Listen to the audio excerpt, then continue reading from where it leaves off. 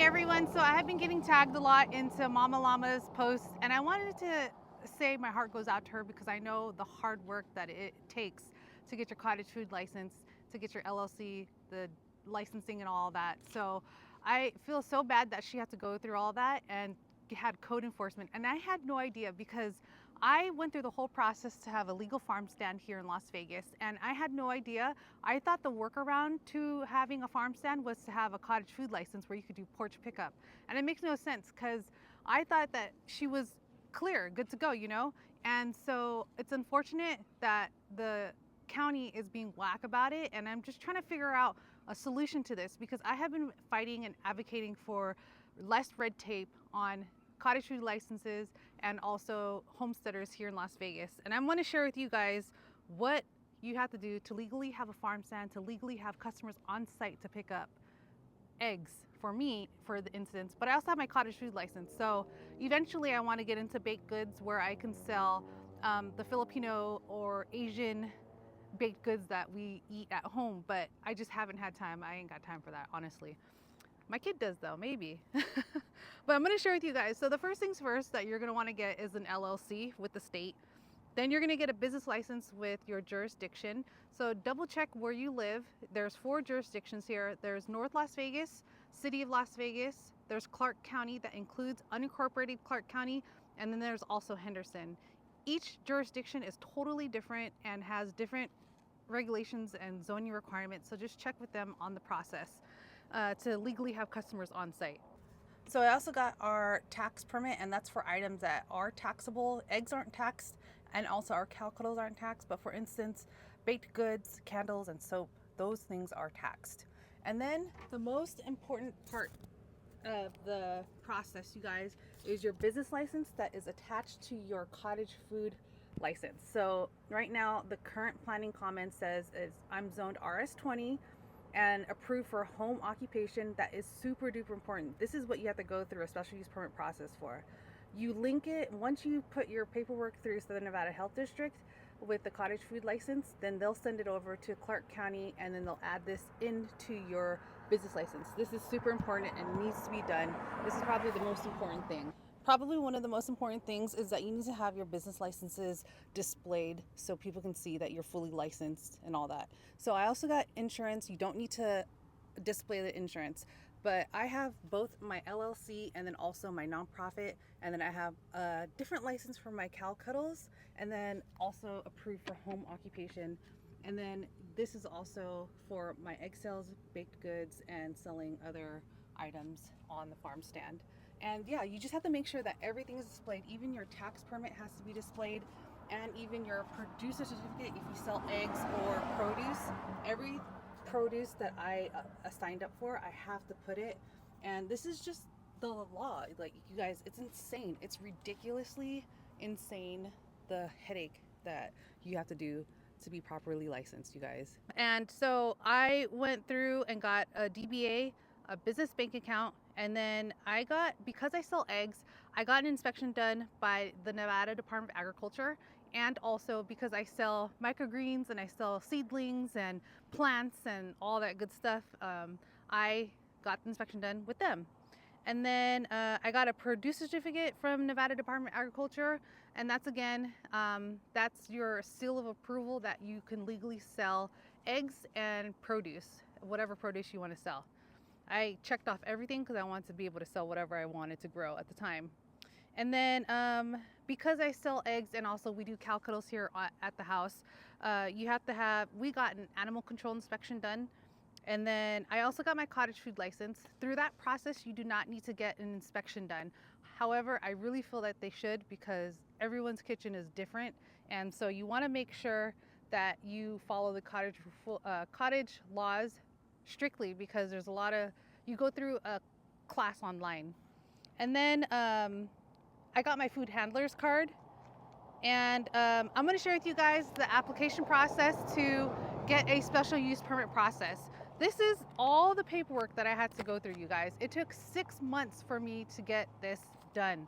And so I wanted to share with you guys, you have to get a fire safety inspection, and that's just over the phone. They just want to clarify where the farm stand's going to be and where are people going to pick up.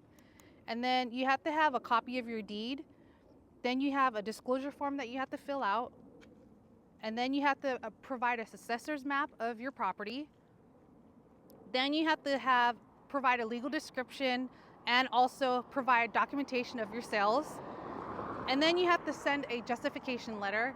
And that's pretty much a letter saying a justification of why you want to have customers on site to pick up.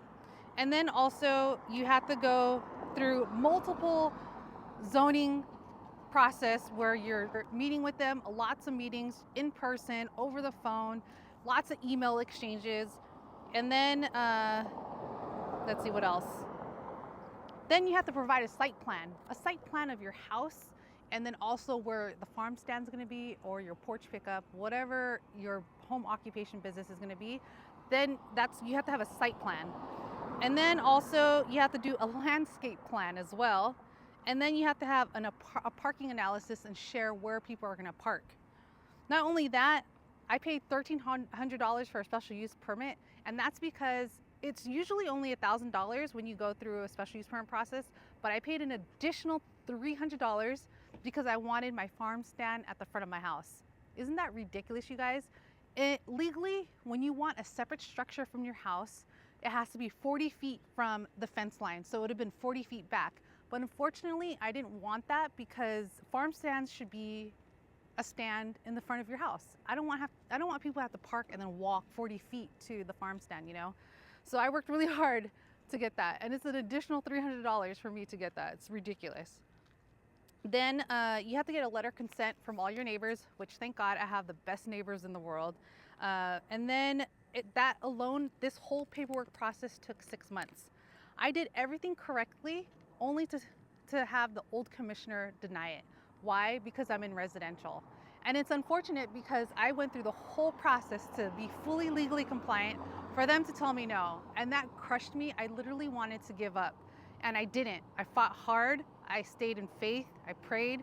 And I documented the whole journey because I wanted to show that Las Vegas needs to change their rules and regulations on homesteaders, cottage food bakers, and everyone in between who wants to have a business from home, because times are hard, you know?